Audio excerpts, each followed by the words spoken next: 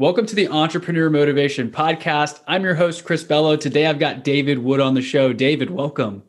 Thanks, Chris. Thanks for having me on the show. And I just found out you're located not too far from me in Boulder, Colorado. I'm right down the street in Denver, so we're kind of neighbors. 40 minutes drive. Not bad at all. So tell us a little bit more about yourself, David. Who are you? What do you love to do? What's your focus right now? What's the impact you're making on the world? Sure. Well, I started life very left-brained. And I didn't know that until later in life, but I had some trauma as a kid. There was a tragedy, and apparently one way people respond to trauma is by shutting down emotions. So, but the good news is I got really good at left brain stuff. So I came top of my school. I got a scholarship and got paid to go to university and became a consulting actuary, which most people don't even know what that is. It's numbers, statistics, probability, going out 100 years from now and calculating insurance premiums and things like that. And I was consulting to Sony Music and Ford and Exxon and Procter and Gamble at the age of 24 from an office on Park Avenue. So it was quite the life. And then I discovered, because I wasn't very happy, and someone suggested a personal growth program. And I said, no, I'm not one of those self-help junkies that can't think for themselves and is going to join some cult. But I was smart enough to say I can at least try it. And they cracked my cynicism. They cracked my heart open. And I realized there are people who fully believe in service and they devote their life to service. And I was upset and crying because I said, I don't want to serve. I don't care about world hunger and world peace and whatever. And the teacher said, how do you know? Where'd you get that from? And I realized that came from my past. Who knew? So the next 20 years was about diving into the things that I'd missed. I was diving into emotional intimacy, vulnerability, transparency, leadership, influence. And so now when people come to me, I say, look, I can help you make more money. That's what I learned in the first half of my life. Let's do that. But if that's all you want, you should go to someone else, because I work with the whole person. I'm interested in people who want to be more extraordinary for themselves. And yeah, we'll make more money along the way. I really love that. And I was reading through your bio before we got started. And I mean, it sounds like you have overcome some trauma. That's very interesting. You mentioned a lot of times the emotion is what shuts down. And I've been working with a therapist as well. So I'm starting to learn like, oh, why am I kind of cold and very methodical? Maybe there's some kind of trauma or something there that I'm not even aware of, because so much happens before we even know when we're little children. So how has that gone on to shape the lives of the people that you work with? Because I'm sure you're able to maybe hopefully help them to overcome challenges that they may otherwise not be able to deal with from their past traumas as well. Is that kind of what you dive into with your clients and your customers? Yeah. Well, I notice I feel closer to you hearing that you just shared and were transparent about the fact that you're working with a therapist, and you're I've noticed my trust in you goes up. So I appreciate you saying that. And for my clients, the epiphanies could come from any area. I had one client who was doing well in business. He's a genius. And through the coaching process, he initially wanted to increase revenue by 50%. But after 2 weeks of me asking certain questions, he just had an epiphany and said, I now know how to 10X. I didn't know it before. Now I know how to do it. Is it going to be hard? Yeah. Can it be done? Yes. And he was so excited. So for him, the epiphanies were around mindset and around busting through the limitations on what's possible. But then I have other clients. One woman, we helped her double revenue in the first year. So that was great. But the really cool stuff was she learned how to speak up for herself more and advocate more for herself around her kids, around her husband, around her ex-husband, around her clients, particularly like one that wanted to sue her, and setting boundaries. So for her, it was self-expression and dignity. And then I had another client who hired me for revenue growth, and she increased conversion by 25%. So that was fun, exciting. And she went and did that. But the real work was when she got diagnosed with a major illness. And that obviously threw her because life happens. And so she's diagnosed with an aggressive form of cancer. I think it was an aggressive form of cancer. And so one of my most fulfilling sessions for me the whole year was doing a session with her and her partner and saying, what are you going to do with this information? You can, reel at first, and you can bargain, and you can go through the 4 stages of grief and do all that. But ultimately, now that your life expectancy is more uncertain than it was yesterday, what game are you going to play? What are you going to do?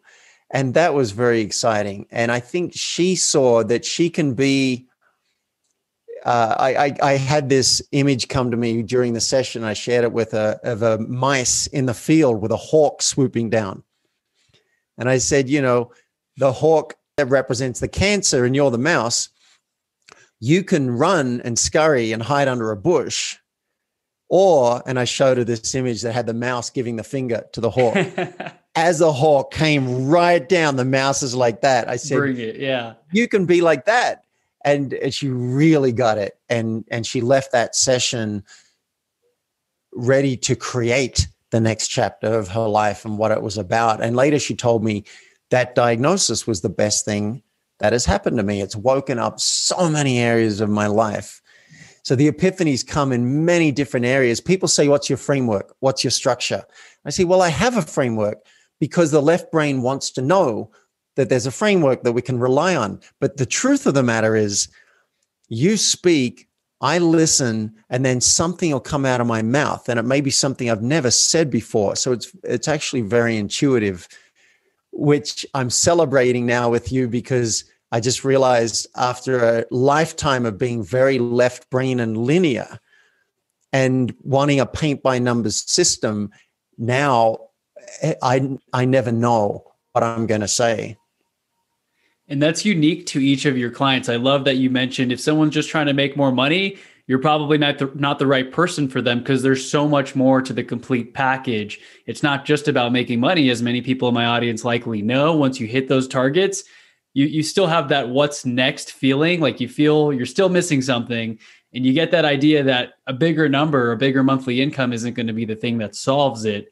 And so becoming the better version of yourself, helping others, impacting others, transforming lives of others around you, that ends up being a more fulfilling path to go down. And so very powerful to hear that you're using more of the creativity lately. Instead of just being the numbers and framework guy, you're seeing, hey, what's going to come out of my mouth next? I don't know, but it's going to be something that helps my clients have that breakthrough that they're looking for. Very cool. That's right. We can start with money, because money pays the bills, and within a month or two, most of my clients can make enough that they're covering the coaching expense, so it pays for itself, and then everything else is bonus. So we'll start with money, but pretty quickly the next goal is probably going to be what's your leverage? How much time off do you have to be with the family, or to write that book, or to plan for that marathon, or whatever it is you want to do with your life? And then along the way, how extraordinary you are is going to come up. Your self-expression, your courage, your transparency, how much you tell the truth, particularly when you could lose something. Those are the things that I find lead to a rich, fulfilling life, so that when that moment does come, and hopefully for many of us, it's going to be a long time, but when that moment comes that we're on our deathbed, looking back, I want everyone I've touched to say, I gave it all. I left nothing out on the field. I asked for everything I wanted. I spoke up when something wasn't working for me. I took risks when I knew I could fail. Even when I knew there was a good chance of failure, I still did it. That's what I'm going for in my own life. And that's what I'm going for with most of my clients. That's very powerful. So would you say most of what you work on with your clients is helping them just to become more courageous, to tap into that inner courage that may be dormant or may need some massaging in a way? Yeah, that's one of the things that comes up. And I have a radar for it. So, if someone, there was a podcast host who asked me for some coaching on the air. And so I coached her for a bit, and she discovered that she was really afraid to fully commit to her book launch because she was worried it was going to fail. And after about 5 minutes of coaching, she said, all right, now I know what to do. Now I am fully committed. Excuse me while I go and throw up. So she was really, she nervous. had a big realization. She's like, I think I'm going to throw up with what I'm about to dive into. But for myself, I'd rather be at that place at least several times in my life versus constantly staying in the comfort zone. The comfort zone can get very uncomfortable over time. So let's practice deliberate discomfort. I don't want people to go way beyond their edge, but find your edge and ride it. And then if you decide not to do something you're afraid of, at least have that be a conscious choice. For example, here's an example that's nerve-wracking for me. I'm interested in getting a housing loan, and my business is split between Australia and the US, so it makes it a bit hard to get a bank in one country or another to say, yeah, I'm going to back you. So I'd like to ask a friend if he might be open to co-signing a loan, which is a pretty big ask, right? So I'm nervous about it. Now, I don't know if I'm going to do it. If the right moment comes up, I might do it. But the realization I had through therapy was it doesn't have to be just him. I could put it out generally to my community and say, this is what I'm looking for. Would anyone like to help? That wasn't even an option in my brain. I thought you can't ask people for that, or I might appear weak that I'm asking for that. And my therapist told a wonderful story about how she was at a dinner party and she shared how she was having trouble getting a housing loan. And the next day, 5 separate people emailed her offering to co-sign her loan. Wow. So you just put it out into the universe and amazing things can happen. And your network. Yeah. So there was a paradigm shift I had from a simple story. And you never know what's going to happen in conversation when you've got someone else who's going to reflect back to you. And, I didn't see that, but she saw where I was blocked. She shared something. And now I'm like, that's a whole new possibility. And also now I'm less scared of asking that one friend because I don't feel attached to it anymore. It doesn't have to come through him. It might come through another source, or maybe I'm not meant to buy a house right now. Maybe I'm renting a house right now with 4 living rooms. It's way more than I need. It's ridiculous. It just happened to fall into my lap. 4 living rooms, a piano, a pool table, and 7 decks. It's ridiculous. So it's not like I'm hurting and I have to go and buy my own house. But there's an example of something that I may choose to do, or I may consciously choose not to do. You don't have to do everything you're afraid of. It took me 20 years of going into my fears to realize that there is a balance. You at least work out what you're afraid of and then consciously choose, I'm going to do it. Oh no, I'm not going to do that. That's okay too. So how do you choose between those things? Because I know you said you need to ride that line of what you're afraid of and challenge yourself, push yourself. None of us want to really stay in the comfort zone. That was another thing I wrote down. The comfort zone can get uncomfortable over time. That is so true. So how do we know which challenges to pursue, which ones are maybe not really required at this point in time for our journey? Yeah. Well, because I think our mind is going to hide anything from us that it thinks is going to be a bit uncomfortable, I would err on the side of pushing ourselves because it's so easy to gravitate towards comfort. Now, I happen to be a bit of a unique case. My psychiatrist called me counterphobic, and I didn't know what that was. But as soon as he said the word, I'm like, oh yeah, if I'm afraid of it, I lean into it. I go and do it because I'm afraid. So for example, paragliding, I'm afraid of heights. Being 3,000 feet above the ground, hanging from a piece of canvas is very, very scary to me. So I wanted to lean into it.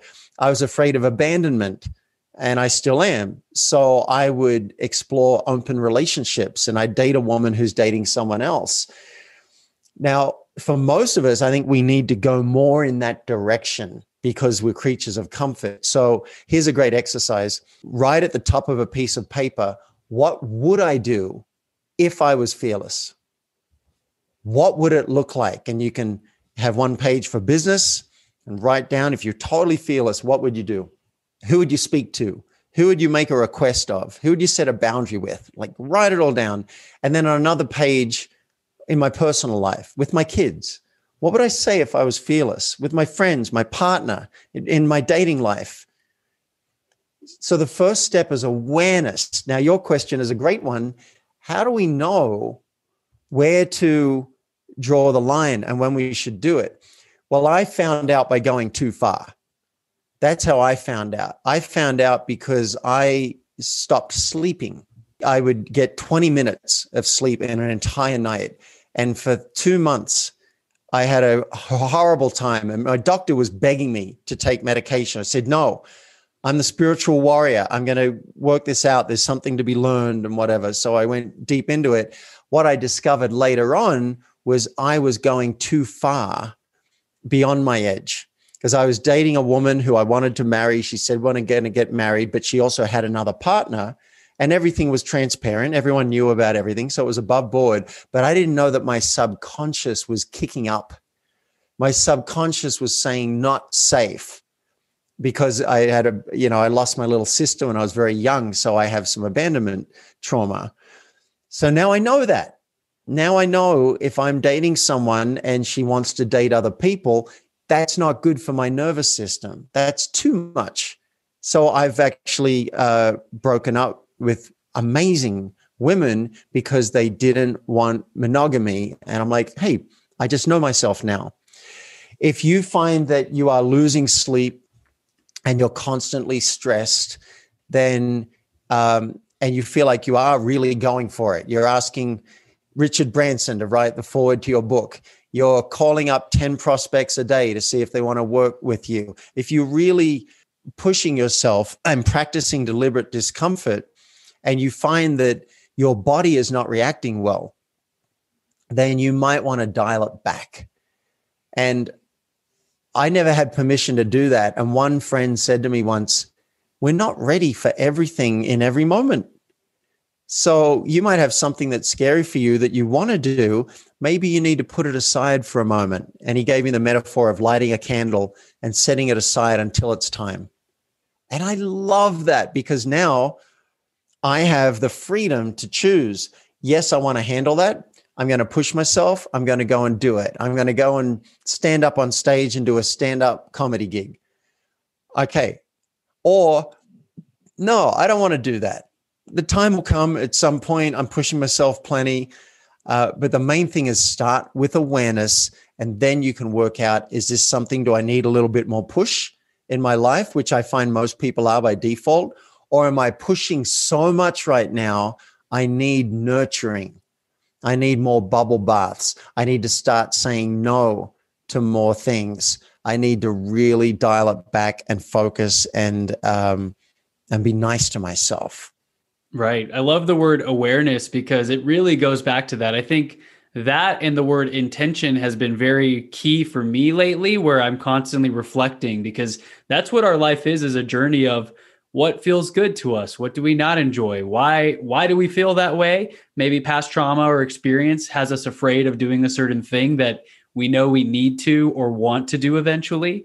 And understanding that, hey, that thing that's challenging, you don't have to just run head first into it right now. It could be like that candle that you set aside and come back to. But also the power of having a coach or a therapist to talk through things and ask you questions that maybe when you're thinking about it or journaling, you can't see the opportunities or the other options available. But that simple question of, well, why don't you post it? And 5 people may reply to you. It opens up a whole new perspective that if we're kind of stuck in our silos, we don't see. So a lot of great nuggets there that I just wanted to touch on a couple of those points. Thank you. And if I can double click on one thing you just said, was like that example of the therapist spotting something that I couldn't see.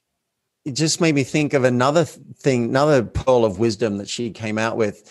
I was sitting down in Boulder. You can do something called ketamine assisted therapy.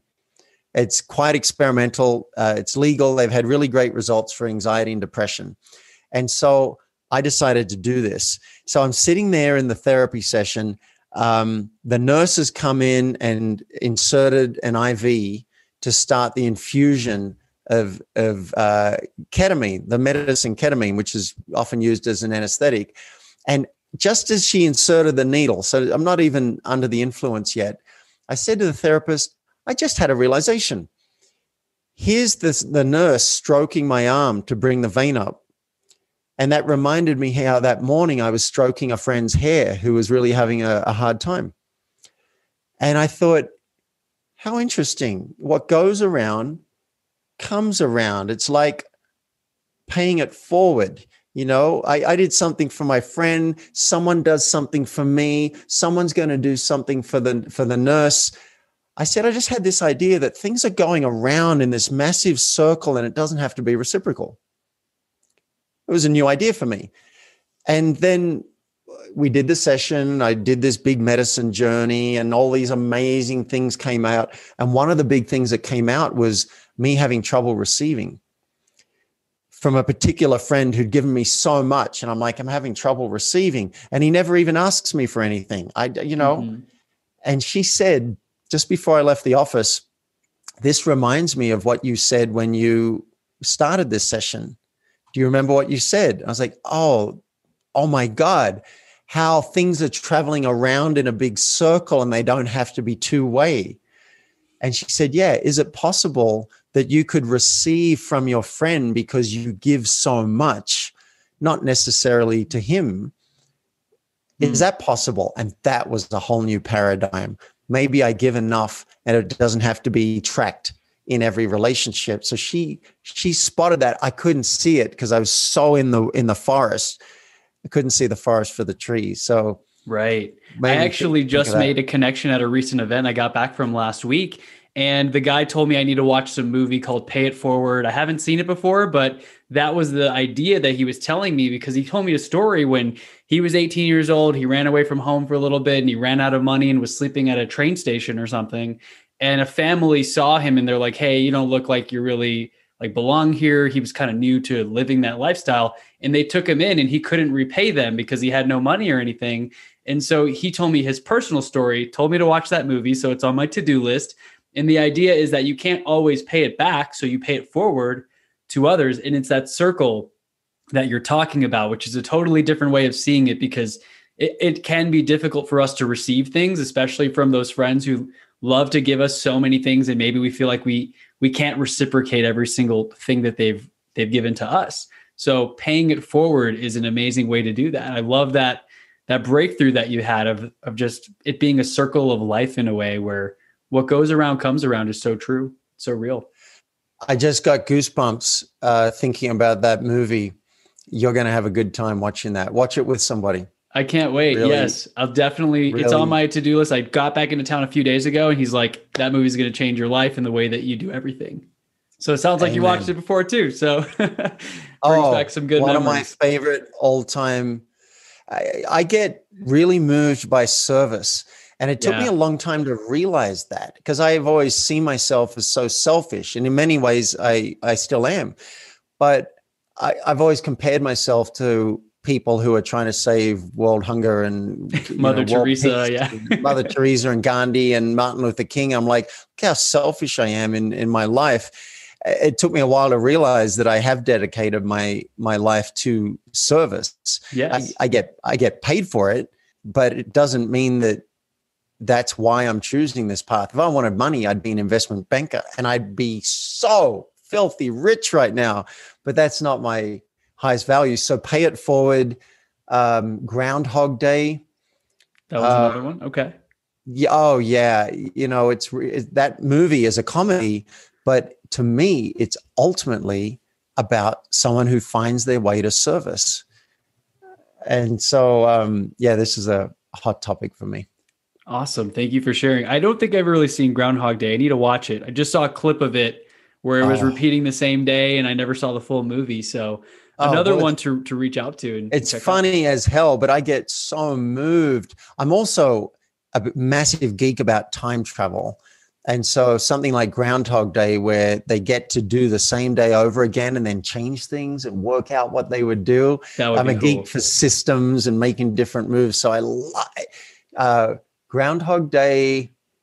There's one with Tom Cruise Tom Cruise and time travel, there's a movie where he gets to live the same day over and over. And there's also, I just watched one. I'm just teasing listeners now because I can't come up with the names. I just watched a sci-fi movie about a guy on a train lives the same 8 minutes over and over and over again. I love that stuff. Or 50 First Dates, I think, right? Where she, oh that's my a good God. one. Yeah, well, that's not.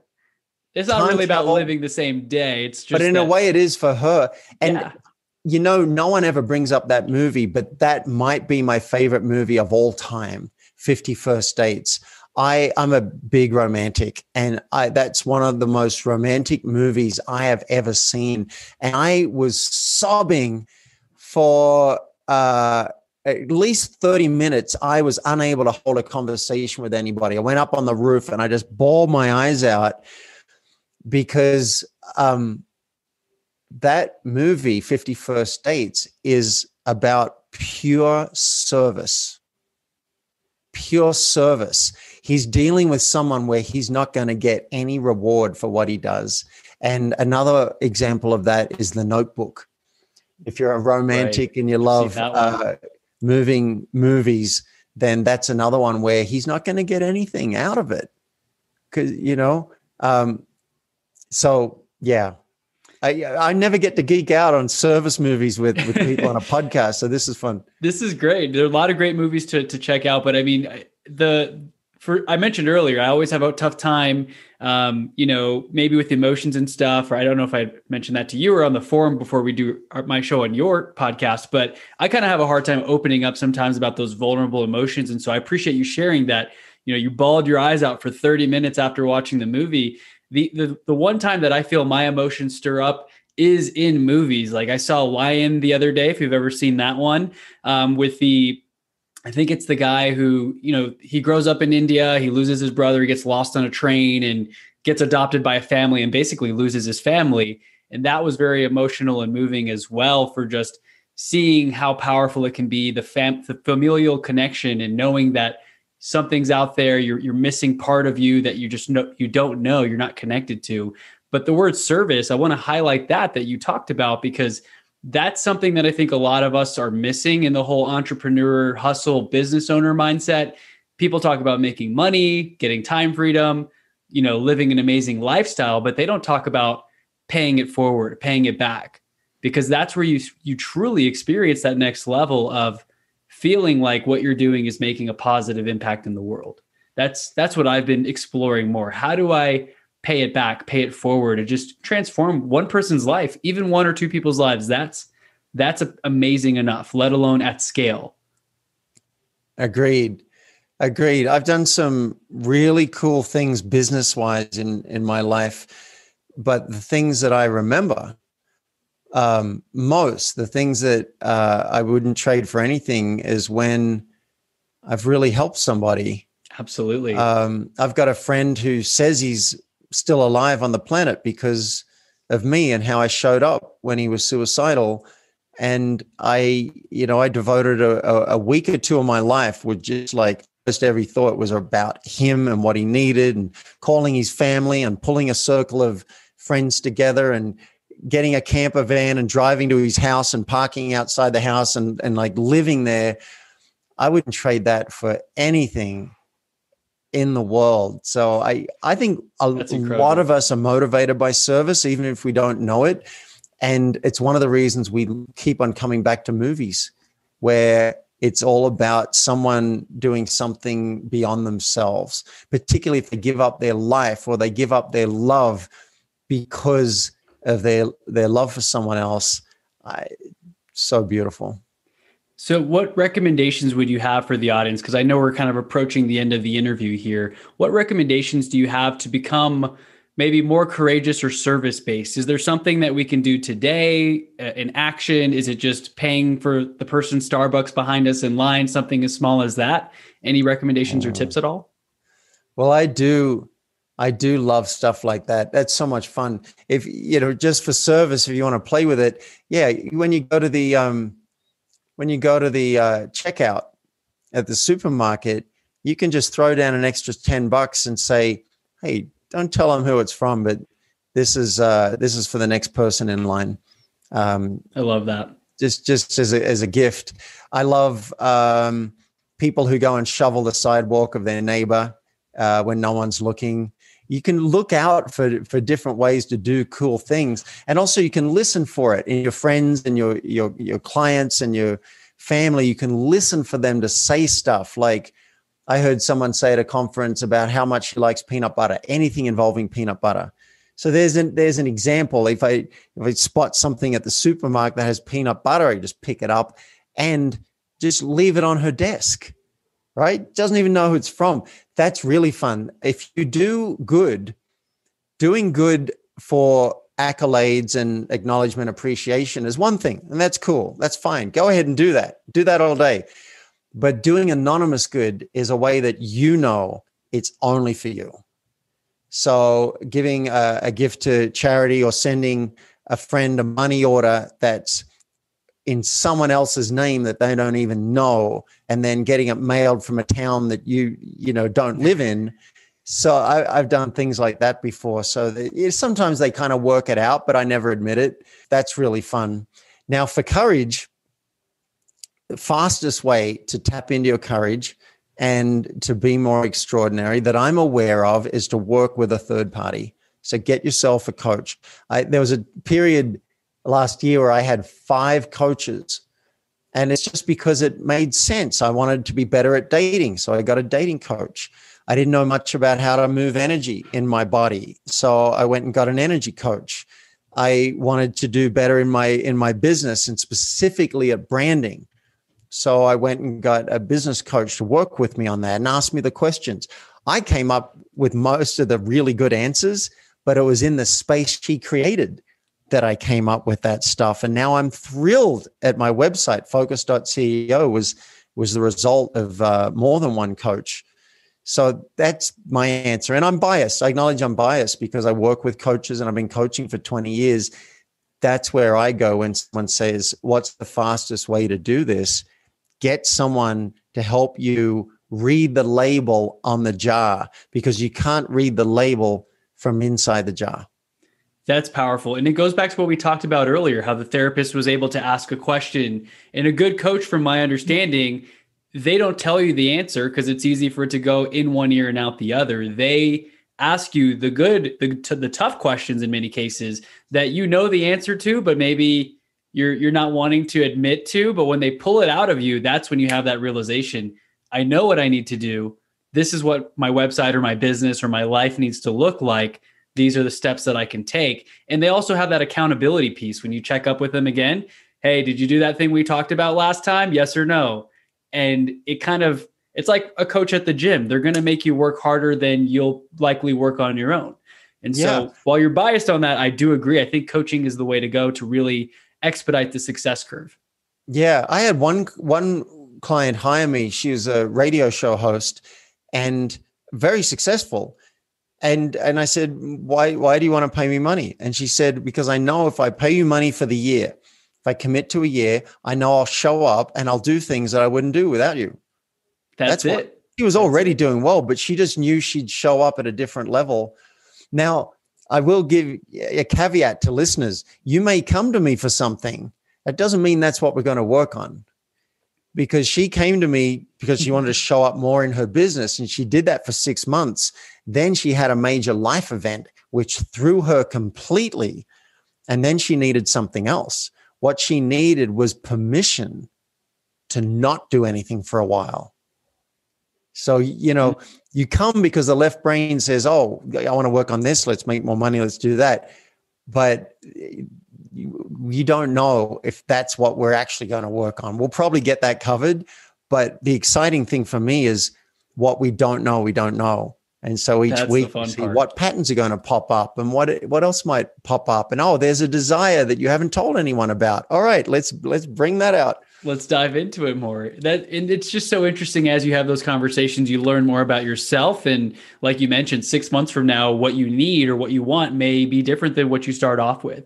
So lots of great stuff, David. I really enjoyed our conversation and the topics around service and the anonymous giving. That sounds like fun. I mean, deep down, I think all of us kind of want to be thanked for what we do, but the true feeling of goodness will come from knowing that, hey, you didn't do this for the social media post and the tag. You did this for the genuine feeling of helping someone else, maybe in need or, paying it forward. So where can our audience go to learn more about you? I know you mentioned your website. Is that the best place? And where can they grab any free resources that you offer?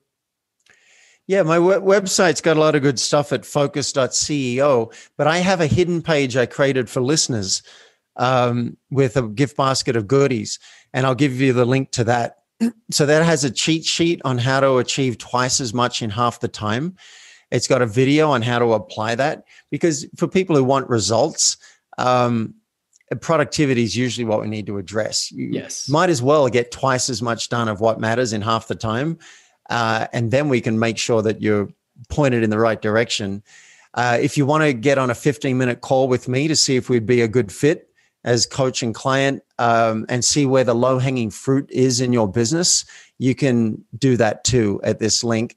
And I have a podcast called Extraordinary Focus with David Wood, which we're launching this week. I also have a book which is all about, it's not launched yet, but you'll be able to go and join the Kickstarter campaign for this and be part of it. It's all about being courageous in communication. And it's called Name That Mouse, because the elephant is not the only animal in the room. And so all of these cool things are on a hidden page on my site, and you can get there by going to myfocusgift.com. myfocusgift.com will take you straight to that hidden page. Put in your email address as an email gate, and then you get all these goodies that I've created for you. Fantastic. Well, David, thank you once again. I'll be sure to link all of that up in the show notes, and everyone listening, go check that out. Go follow David and make sure to support his upcoming book launch and podcast launch. Very exciting to hear. Excellent. Thanks for having me on the show, Chris. Thank you, David. Talk soon. Hey everyone, Chris Bello here. Just wanted to thank you real quick for listening to the show, whether you're listening on podcast or YouTube or wherever it is that you may be listening. I wanted to make that quick offer about real estate help. I am in the real estate business. That is my main business, and how I make all my income and my living by helping others buy, sell, rent, or invest in real estate across the nation. If you have any questions at all, go to chrisbello.com/real estate. Again, that is chrisbello.com/real estate. I'd love to see if I can help you out in my markets. And maybe if you're in a market outside of the ones that I'm focusing on right now, I'd love to connect you with a real estate professional who can help fulfill whatever needs or services that you are requiring. So again, go to chrisbello.com/real estate. A great thing is when I connect you with a vetted professional, if I'm not able to help you myself, is whenever a transaction closes, I'm actually able to get a referral commission. So that can be a great way of thanking me for my content. It helps to support the show, and it helps me to continue to spend time bringing on amazing guests, doing these great interviews, spending a lot of time on creating content, and making sure that I can bring you the very best information that you need to grow professionally, emotionally, intelligently, and in every single area. We're all working on getting better at everything. And so my focus and expertise is in real estate. I'd love to be the one to help you again. If you're not interested in that, no worries at all. Please continue to listen to the show. Make sure you leave a review. It helps so much in getting new followers and sharing the message. And thank you once again for being a listener. I'll catch you on the next episode.